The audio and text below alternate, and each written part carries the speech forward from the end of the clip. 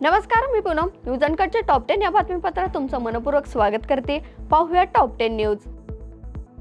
भारताने पाकिस्तानला रात्रभर मोठा दणका देत थेट पाकिस्तानची राजधानी इस्लामाबाद पर्यंत धडक मारत जोरदार ड्रोन आणि हवाई हल्ले केलेत.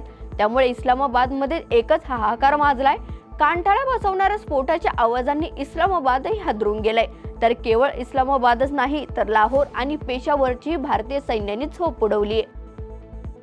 नागपूर विधान भवनाच्या विस्तारासाठी लागणाऱ्या जागेचा विषय राज्याचे महसूल मंत्री तसेच नागपूरचे पालकमंत्री चंद्रशेखर बावनकुळे यांनी एका झटक्यात संपवत म्हटलंय की सरकारी मुद्रणालयाच्या तसेच शहर पुरवठा कार्यालयाच्या काही जागा नागपूर विधानसभेच्या विस्तारीकरणासाठी आवश्यक आहेत.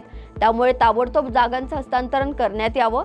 दोन्ही कार्यालयांनी पर्यायी जागा शोधून प्रस्तावही सादर करावेत असे आदेश त्यांनी अप्रत्यक्षपणे दोन्ही विभागांना दिलेत. त्यामुळे काही दिवसांपासून जागेसाठी सुरू असलेली घासघीसही संपली. सिंदूर या शब्दाशी अनेक भावना जोडल्या गेल्यात, परंतु युद्ध हे भावनांनी जिंकता येत नाही, ते सशस्त्र आणि दारुगोळ्यांनी जिंकलं पाहिजे. ऑपरेशन सिंदूर हे नाव सरकारनं भावनिक फायदे मिळवण्यासाठी निवडलं होतं, परंतु याचा जमिनीवर काहीही फायदा होणार नाही अशी टीका काँग्रेस नेते पृथ्वीराज चव्हाण यांनी केली आहे. पाकिस्तानची भारतावर हल्ला करण्याची अवकात नाही. ते प्रयत्न करत असले तरी अन्नाचे मोहताज आहेत. भारताचे पंतप्रधान नरेंद्र मोदी यांनी ऑपरेशन सिंदूरच्या माध्यमातून त्यांना धडा शिकवलाच आहे. पण तरीही ते भारताविरोधात काही करत असतील तर भारतीय लष्कर पाकिस्तानचे नाव मिटवून टाकतील. नकाशावरही पाकिस्तान दिसणार नाही. त्यांनी त्यांच्या लायकीत राहिलं पाहिजे असं वक्तव्य उपमुख्यमंत्री एकनाथ शिंदे यांनी केलंय. हिंदवी स्वराज्याचे संस्थापक छत्रपती शिवाजी महाराज यांचे अलौकिक जीवन कार्य देशभरातील विद्यार्थ्यांना ज्ञात व्हावं, यासाठी त्यांचा इतिहास राष्ट्रीय शैक्षणिक अभ्यासक्रमात समाविष्ट करण्याचा निर्णय केंद्र सरकारने घेतलाय. त्यानुसार केंद्रीय पाठ्यपुस्तक संशोधन आणि प्रशिक्षण परिषदेच्या पाठ्यपुस्तकांमध्ये छत्रपती शिवाजी महाराजांच्या कर्तृत्वाचे धडे शिकवले जाणार असल्याची माहिती शिक्षण मंत्री दादा भुसे यांनी दिली आहे. पंढरपूर येथील श्री विठ्ठल रुक्मिणी मंदिर परिसरातील चौफाळा ते महाद्वार घाट या दरम्यान कॉरिडॉर प्रस्तावित आहे. यामधील सुमारे 630 मालमत्ता धारकांच्या सामाजिक आर्थिक निकषाबाबत सर्वेक्षणही सुरू झालंय आणि कर्मवीर भाऊराव पाटील महाविद्यालयातील विद्यार्थी आणि पालिकेतील अधिकारी यांच्या मार्फत या सर्वेक्षणाला सुरुवात करण्यात आली आहे.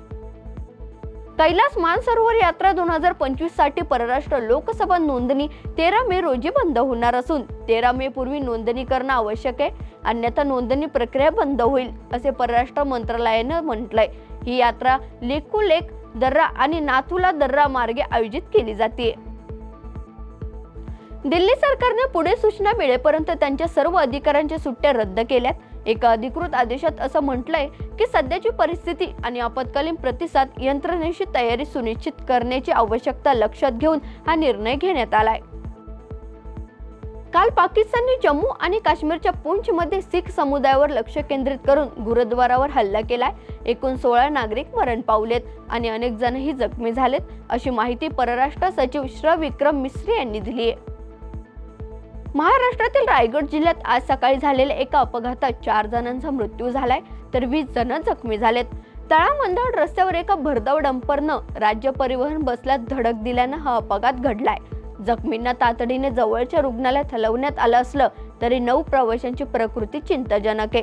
अपघाताचं कारण शोधण्यासाठी तपास सुरू आहे, ज्यामध्ये राज्य परिवहन बसेसचंही मोठं नुकसान झालंय.